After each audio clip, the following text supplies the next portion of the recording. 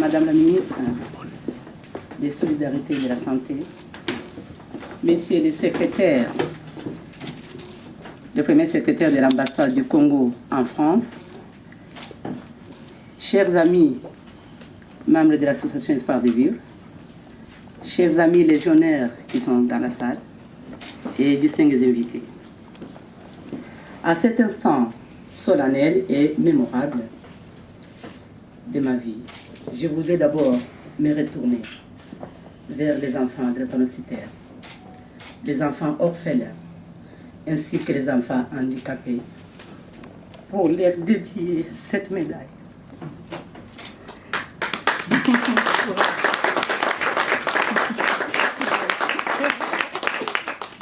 Car c'est pour eux que je me suis lancé un jour de juin 2011 dans l'engagement associatif qui me vaut aujourd'hui cet grand honneur.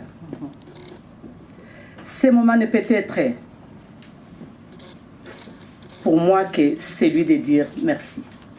Encore merci pour le grand honneur qui m'est rendu. À travers vous, Madame la Ministre, je remercie de tout cœur la France qui est ma seconde fratrie. Monsieur le Président aussi de la République, le Président Emmanuel Macron,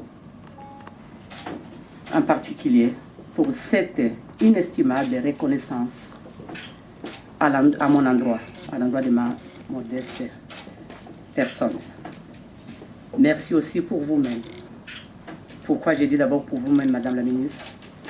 Parce que vous avez trouvé le temps, malgré un agenda que vous avez très lourd, mais vous avez trouvé le temps quand même pour venir me décorer à ces insignes de la Légion d'honneur.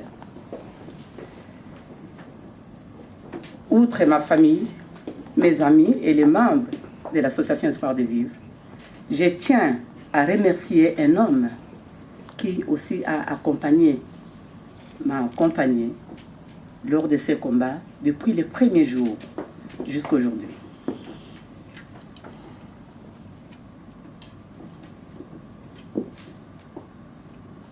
Et il a mis de la lumière au sein de l'association et à la moindre opportunité, il n'a jamais manqué.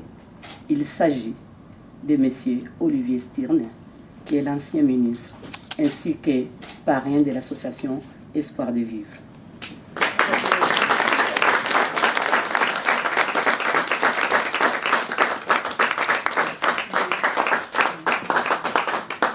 Madame la ministre, distingués invités, chers amis légionnaires et amis de l'association, cette médaille que je porte désormais ne peut être l'aboutissement de mon engagement, de mon combat, de notre combat.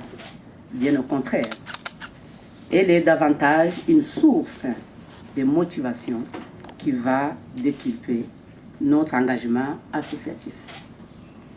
Mais dans cette mission difficile, particulièrement de la lutte contre la drépanocytose, l'association a besoin de l'aide publique.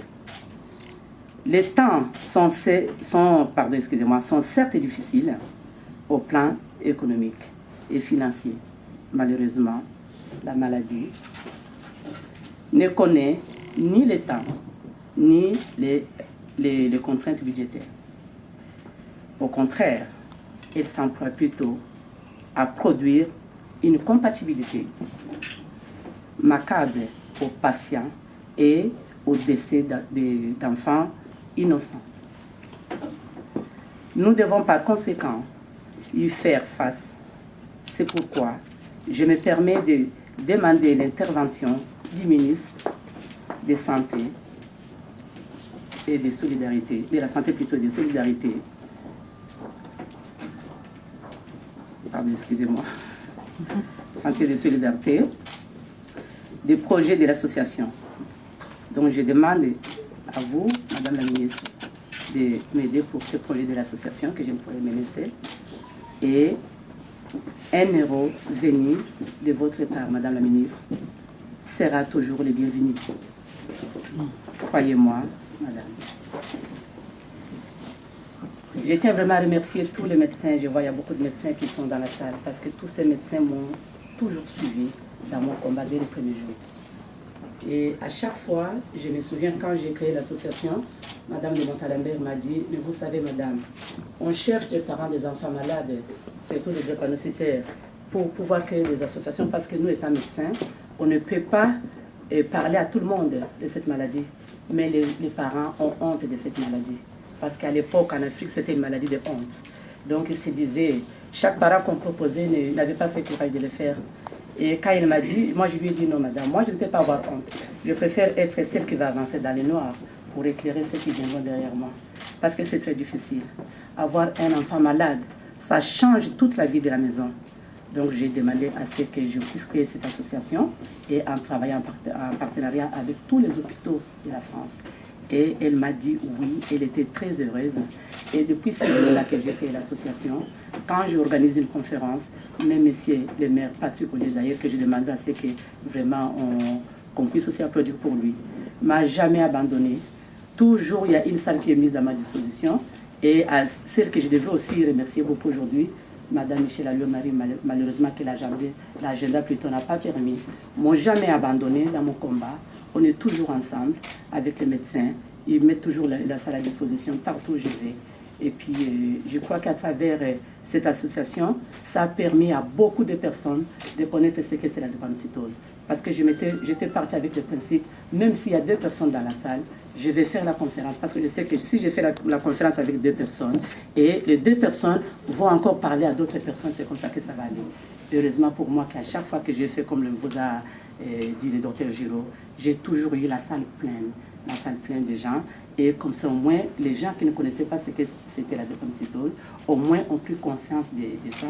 Pour moi, c'est une fierté parce qu'au moins, je contribue aussi pour la sécurité sociale et ça fait diminuer aussi cette maladie parce que c'est le premier moyen, la première façon de diminuer cette maladie, d'éradiquer la drépanocytose, c'est de faire des conférences, des campagnes de sensibilisation surtout et d'information. Voilà, c'est ça que je me bats.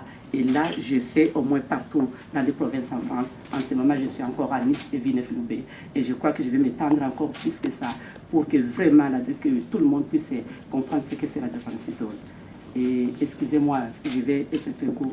Je remercie beaucoup la directrice des abondances qui est ma directrice aujourd'hui, Madame Lavolée qui est derrière.